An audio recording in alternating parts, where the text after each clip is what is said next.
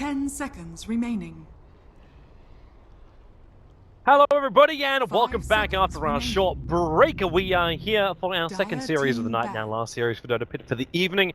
Team Spirit will be going up against now the undefeated team London Conspiracy. Let's actually show it up in our grid nice and quickly.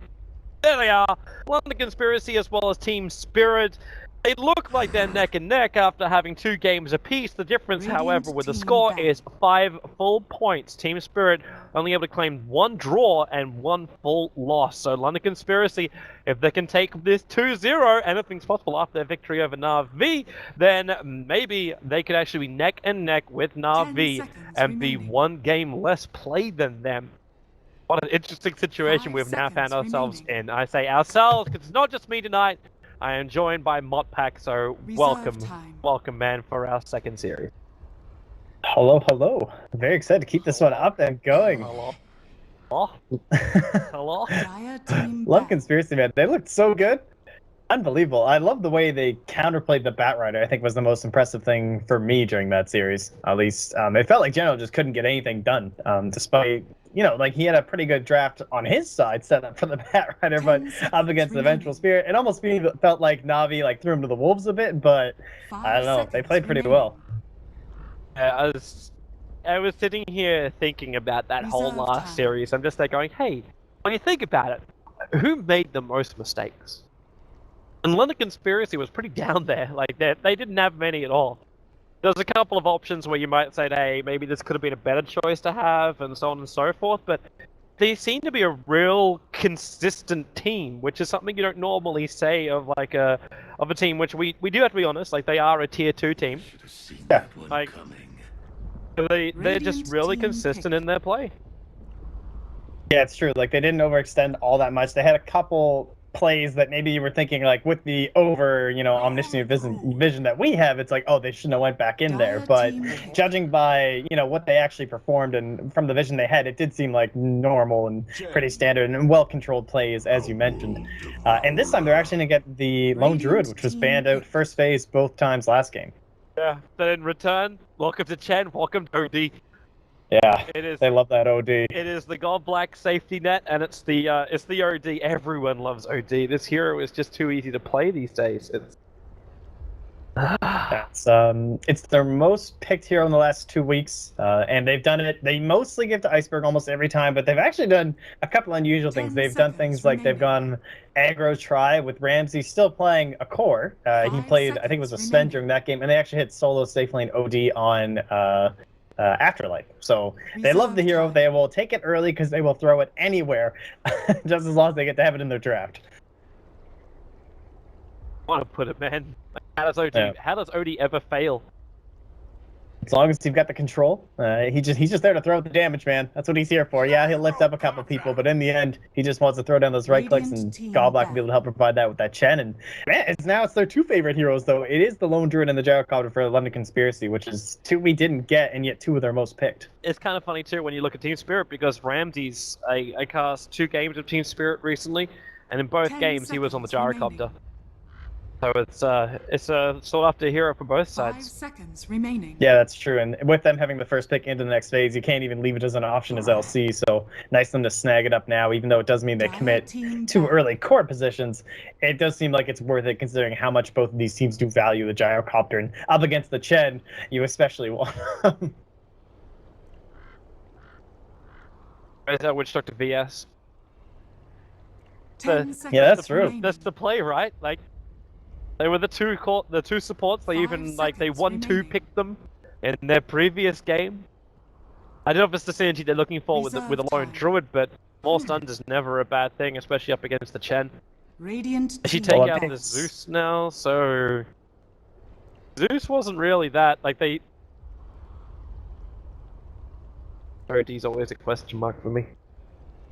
I guess he can keep enough of a distance in the mid lane to at least still get a lot of CS. 10 And seconds he's not a remaining. counter, I guess, like to the OD in that sense of the Viper or the Razor, but he should do okay. 5 And seconds I'm a little remaining. worried about possibly a Faces Void ban here from London Conspiracy because, yeah, Team Spirit, if they did end up Reserve picking time. it, you would have an option to immediately fire back with something like the Vengeful Spirit or the Oracle's banned out, but something along those kind of lines here. But I don't. I would still be a little worried going up against OD Faceless Void myself. Come on, just get to the next phase of picking. Everything else like might give us a little bit more insight, but it's nothing really. As you take out a Bat Rider, take out Death Prophet, can't believe we forgot about her. And Team Spirit directly into this Ven. Well, you can feel the pressure being applied, but it's a lone druid and a gyrocopter. Like, I wonder how. Like, what are you going to do up against a lone druid? He is... Luckily, you already have the Chen, first off, which is great. One of the best reasons to pick up the Chen versus lone druid is that lone druid is essentially impossible to gank if he is... Especially if he's in a safe lane, like solo safe lane lone druid, with a bear, with the Savage Roar, you just can't get him. But Chen allows you to dive those towers, really get in there. Now they're going to answer back immediately with the Witch Doctor, too. So this is great. Not only does it help counter up against the Chen, the potential for the Faceless Void, even though it is still there, you do have a little bit more to work with here in between just the Death Ward still having that nice long range to counter the Void, as well as the cast can still be pretty handy inside the Chronosphere too. Yeah. It also punishes that dive you're talking about. So if Gold Black likes to do what he does, he just runs in behind the tier 1 tower. Then you have like Zven and now Rubik run themselves forward to get to pick up an extra control. Paralyzing cast, you're isolated from your own creep wave. Cast does even more work than... I'm liking London Conspiracies just with the start of their draft. Team Spirit definitely have a lot to work with. But I'm wondering just how they want to do this. Like, is this going to be a safe lane now? Like a safe lane Savannah support Rubik? A rotating Chen or just a farming up Chen? They smoke earlier, they try and gank up on the mid lane. You still don't even know what the mid lane is, yet you pick up your support hero to gank him. Remaining. Either that or Team Spirit is considering some level of aggression, where you run like a Rubik and a Sven on the off lane with the Goblik Chen support. Yeah, and a little bit of aggro. That wouldn't be the worst play either, just because of how much control Chen obviously will give you, same as the Enchantress moving into that opponent's jungle. Well, to help quell that, now not only do they have the cast, not only do they have Black Cannon and Call Down, they're even going back for that Splinter Blast on the Winter Wyvern. So yeah, the hero got gutted on that Winter's Curse, but you know, Winter Wyvern wasn't picked all the time for the curse. Yeah, it was amazing, but it was that harass in the mid lane, and it was the early kill potential as well, using the Arctic Burn, as well as that Splinter Blast, and then, of course, all the sustain you get from Cold Embrace. So there's a ton of synergy working out here in between the AoE, in between the sustain of the London Conspiracy draft. All they're really lacking is maybe some sort of an afterplay control that comes out after the Winter's Curse. Like, when you can finally start dealing the damage, can you get something more than just Call Down and Death Ward? Can you get something to hold them there? And the Nyx Assassin's a great band for that too. Like, being able to line up for a really nice impale could have been what they might have needed there, and obviously a great counter to that would be. Goodbye to the Tidehunter. Probably one of the very few heroes which London Conspiracy could not zone out of the off lane. Yeah. Need to try and find something else to do that. Up against the Lone Druid, I wouldn't mind a Slardar, honestly. It's not the most meta hero these days, but the minus armor is really important. When you've already got a Savannah as well? It's just, the minus armor is so good against the bear, and it would give him an option, like he can rotate relatively early with the sprint. He doesn't have to be level 6 to actually contribute to the kills, and it would provide them with a little bit of chasing potential and vision, but... I'm wondering if he can get away with a Nature's Prophet. He's still in the pool as well. You can get away with running those dual lanes, like Rubik's Van off lane and then Nature's Prophet up on the top. You assume right now it's a lone druid off. I was actually going to suggest it first before I even said the Slardar, and the reason why was because it is survival and it can live, but my problem with, and why I didn't bring it up, is because I don't feel like it offers much up against the bear. I guess if you have a couple points in the curse, it can help to bring him down, but overall, I feel like they're lacking a lot of control in the massive AoE. Like, that Tidehunter ban to me was perfect. 10 seconds remaining. I agree with you. Where is this control from Team Spirit? Even Rubik's control is kind of negligible. When you think about what London Conspiracy can do instead. I'm also worried that Team Spirit's lineup is just going to get, like, just stuck. Like, you gotta run through Call Down, you gotta run through Entangles, you gotta run through Paralyzing Cask. Rubik might be hoping to steal a Death Ward, but it should never happen because you can toggle Voodoo Restoration, so Rubik should never be able to take your Death Ward. And then Winter Wyvern has Curse. And welcome to burst damage. So now you get a Lena for the mid. She's actually one of the few heroes I've seen play up against an OD and successfully win the lane. But it comes with on the back of rotation, so an early smoke from Witch Doctor and Wyvern is what I'm going to search for. And then Baby Knight, all he's going to do is hit one Light Strike Array on an OD. And imagine it after the Winter's Curse as well. Like, there's so many potentials for massive wombo combos here from London Conspiracy. They definitely have this whole, like, execute. It's not even, like, a difficult execution where some teams you're like, well, it's not going to be that easy to pull off. But, I mean, Winter's Curse has a massive range, and it just gives you, basically sets it up right up on the T-ball there for your LSA, your Dragon Slave, as well as the Call Down, and then Death Ward whenever you feel like it. 10 seconds remaining. Yeah, I'm actually liking London Conspiracy to take another game right now. Looking at this draft. But well, what's going to decide it is probably going to be Goblack and how they deal with him. True. Very true. Like, what does the impact this Chen bring?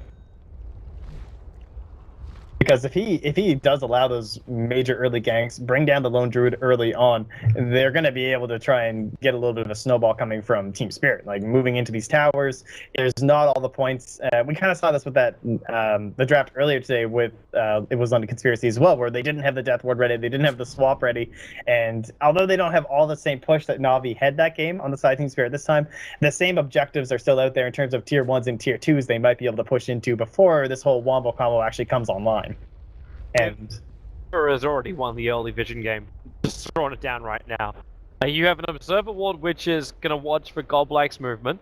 It's currently seeing both the position of Iceberg as well as Goblack. And he got down this other Observer Ward, which instantly allowed him to know where Team Spirit planted their Observer Ward. They'll see all the movement of Team Spirit. They'll understand when the Chen comes out of the jungle as well, because their warding is that deep. They'll understand when he does smoke up, or should at least have some level of indication of what's going on. They have heavily committed here for the top lane vision, though, so it's understandable when you have a tri-lane and you're trying to protect this Lone Druid up against the Chen, so... I'm not even sure it's for the Lone Druid. This just does feel like information for the mid. Keep the Lena safe. Because the vision, like, where the wards are currently positioned, just reveals, like, okay, this is not going to work. That bear is way too late to get there. It just reveals the movement out of the jungle of Team Spirit, or what's happening inside the jungle.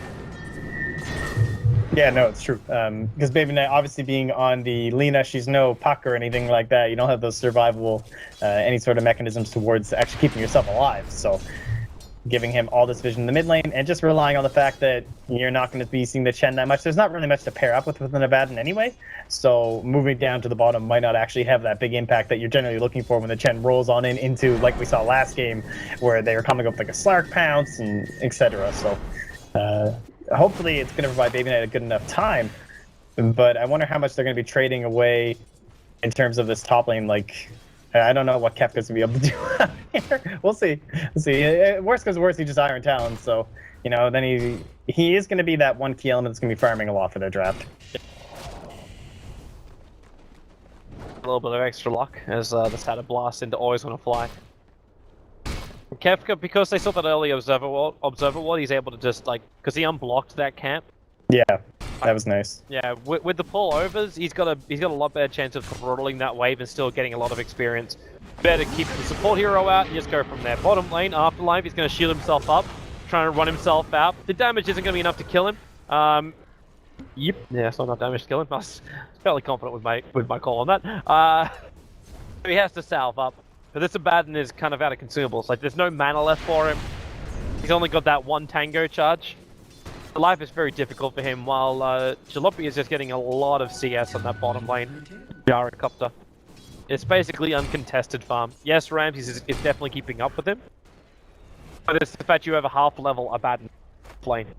Yeah, and that's going to change heavily once Kefka moves into like level 3, 4, and especially 5, right? Like, then he can actually help contest Ramses, whereas Afterlife, he's on this, going into the Iron Talon for the Abaddon. His life is much more difficult. We've seen a couple of these Iron Talon Abaddons lately. It's very similar to the Night Stalker idea, where you just try and get level 4 really quickly if you're totally zoned out of your lane. But right now he's in an extremely rough spot. He's almost going to die to neutrals, but he can't because he doesn't have enough. Like, he can't lose that unreliable gold. That pressure on mid. Baby Knight gonna get picked up. He's got no mana to work with. He's got a salve and Fairy Fire, but he only burns the Fairy Fire and he ends up going down anyway. What is this? Always want to fly and pick himself up a regeneration room, which gave him his Fate Bolt as well as telekinesis again. A really good movement from Team Spirit, and they'll get the first blood and advantage in the mid. A lot of that was also prepared by Iceberg's harassment.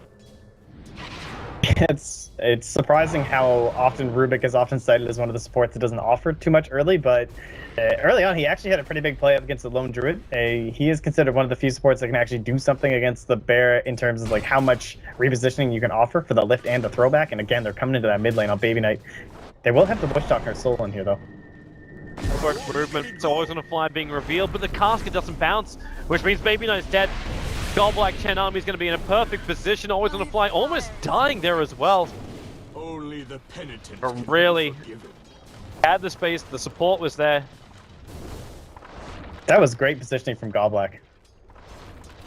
Being back far enough. I think it was a little bit early as well from Solon, though. That paralyzing cask throw, you burned one hero smoke. You really are assuming anyway around the 3 to 4 minute mark that it should be the Chen gank as well, because he hadn't ganked yet. Yeah, it's true. Especially, I mean, they were smoked up, and maybe he was suspecting it was just gonna be the Rubik again that Goblak's up and farming, but they should probably know it's probably coming. And without that vision though, like just because he wasn't revealed in time, I can understand the immediate cask trying to save Baby Knight as he comes out of the Astral, but again, it is just superior play from Goblak. He loves this hero, and next target will probably be the Lone Druid. I can try before he hits 5, but he should have it soon. Now, it becomes a little bit stronger if he can crack level 6 as well. Save that point in case the gank does come. Rotation TPs, we should probably keep our eyes very closely on Solon as well as over on Biva. Both are carrying TPs. So even if they do dive, I'm a little concerned the Team Spirit will just get like out. Well, they're getting a couple levels up here on the Winter Wyvern too, which is very helpful. Like even if it's just the 1/1/1 build, coming in with Arctic Burn plus Splinter Blast plus Cold Embrace is a great combo for rotating support. It offers a lot more than many other heroes are able to offer this early on. And a nice ward too. And they want to keep an eye on what he's gonna be able to get for the Lone Druid here. Looks like Stolen saw him leave though. They got their own Observer wards down. There's still that one which, well, Always on a Fly is going to walk directly into. Yeah. Still hoping for an entangle or some kind of pullback. You do still have that Savage Roar up. As there you go, finally the entangle. And well, Godstrike committed as well. Always on a Fly, almost dead. The Orb of Venom will not tick him out, so he'll end up surviving through this as Ramses goes for the stun. Kefka. Still not having that entangle riding from the Bear, but the paralyzing cask and the blast always going to fly. He's just out of range of it.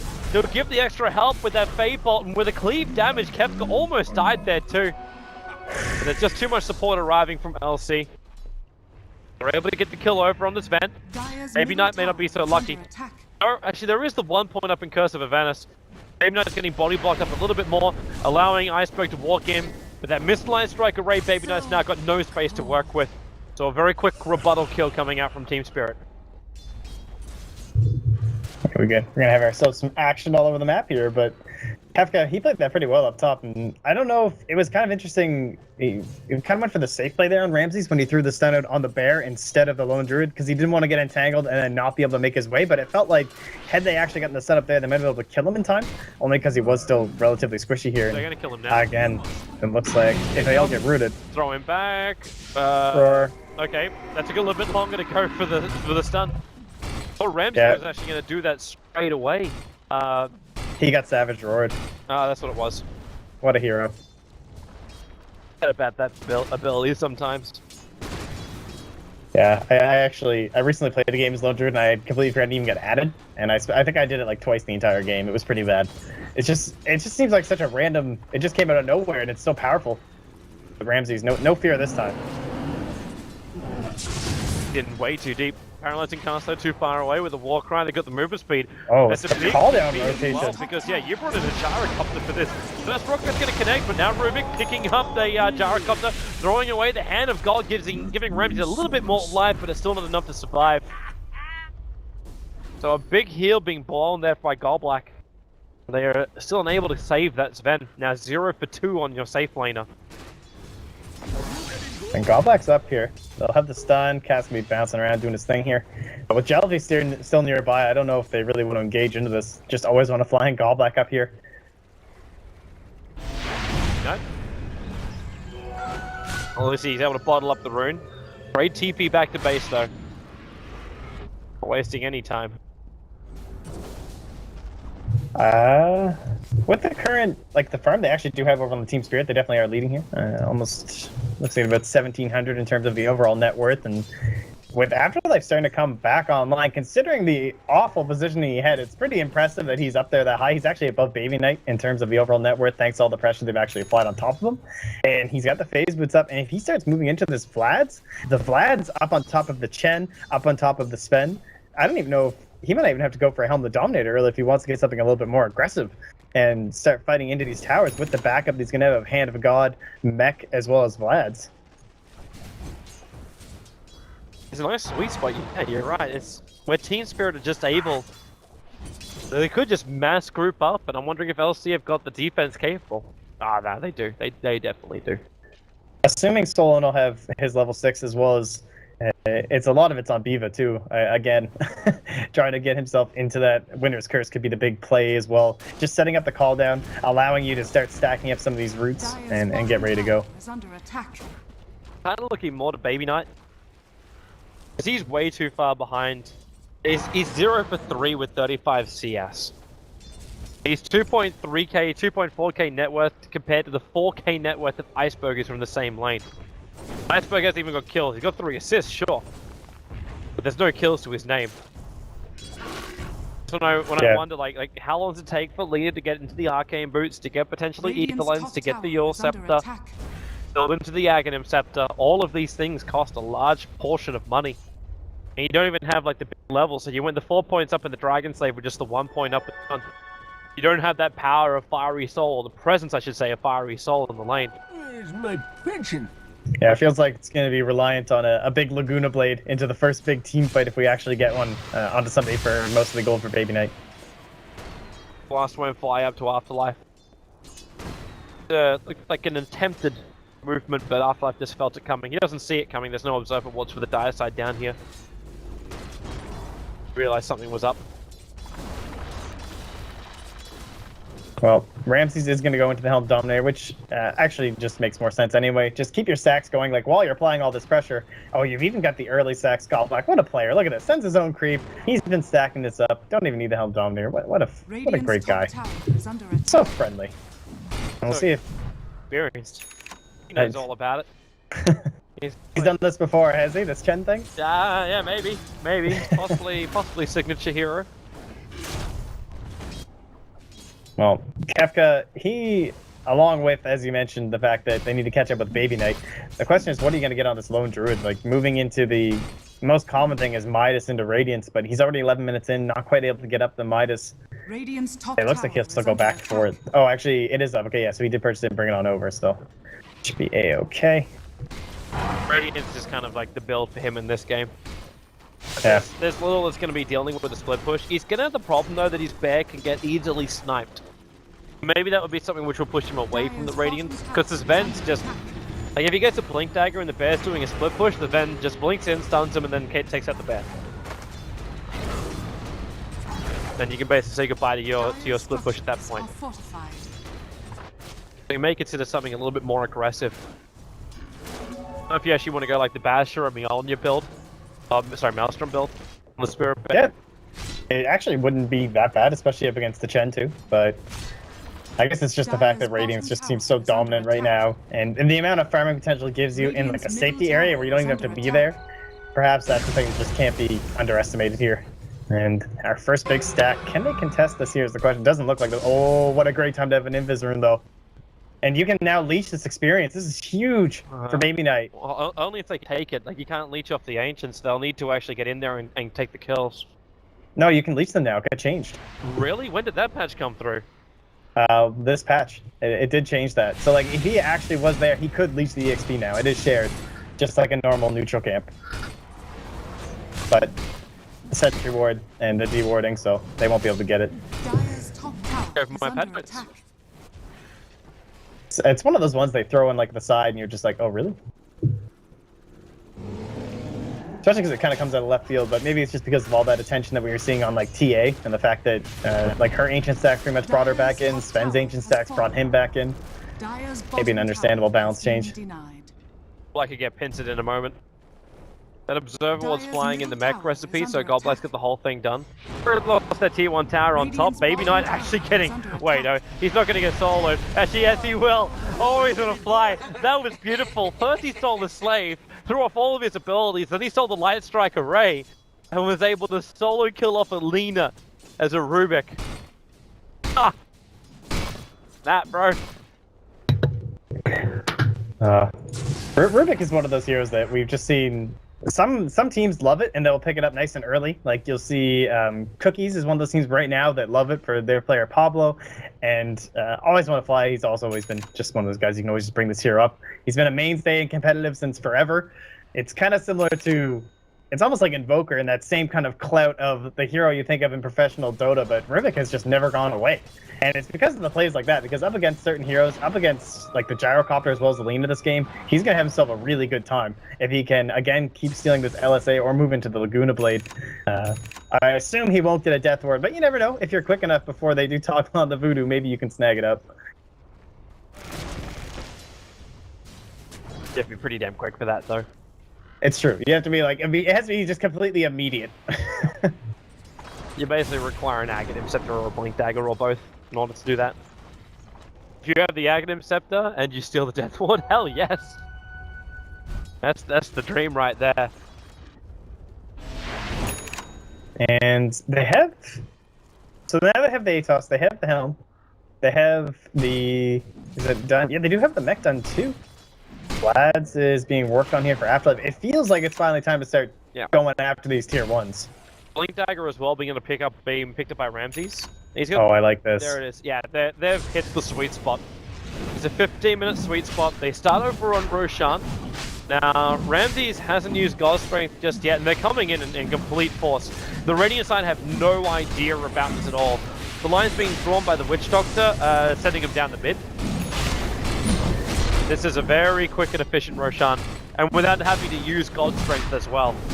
Yeah, I really like that. The fact that they're not using that is actually huge. You're still going to have this creep here stacking up the ancient stack, so not only can you save the God Strength going into a tower, it looks like they'll probably have to use it for a fight, but if you don't, you have it to fall right back onto the stacks too.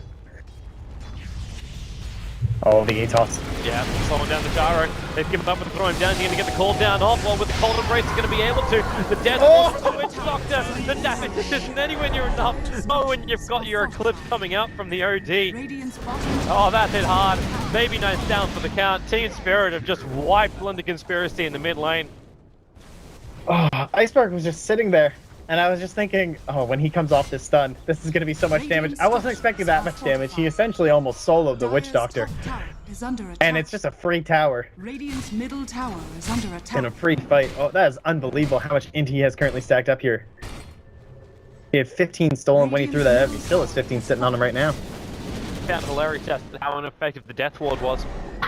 Oh yeah, he's just Like, tickling. When everyone gets hit affected by Team Spirit by the War Cry, which is level 4, it's like, okay, now we'll use Death Ward. Wait, physical damage. Rude. Push is coming now on the top lane. So it won't just be one tower, it'll be 2 towers. Radiant's top tower is under attack. Like, LC could potentially try and defend this, but Laguna's still on cooldown for the moment, Death Ward was still on cooldown, and their players weren't in position. The tower was too low, they weren't going to get there in time. And it's like they're trying to clean up the Ancient stack right now before anything more happens. With the Cold Embrace, the Lone Druid protected. It's not stopping Iceberg from getting this kill. He's far enough away as well from the Cold Embrace that Always Want to Fly. Like, the OD wasn't dragged back over. Another Rod of Atos. Witch Doctor, 3 hits coming out from that OD. He's still got the Aegis, the Immortal up his sleeve. Hence, he wasn't really caring if LC would attack him and kill him or not.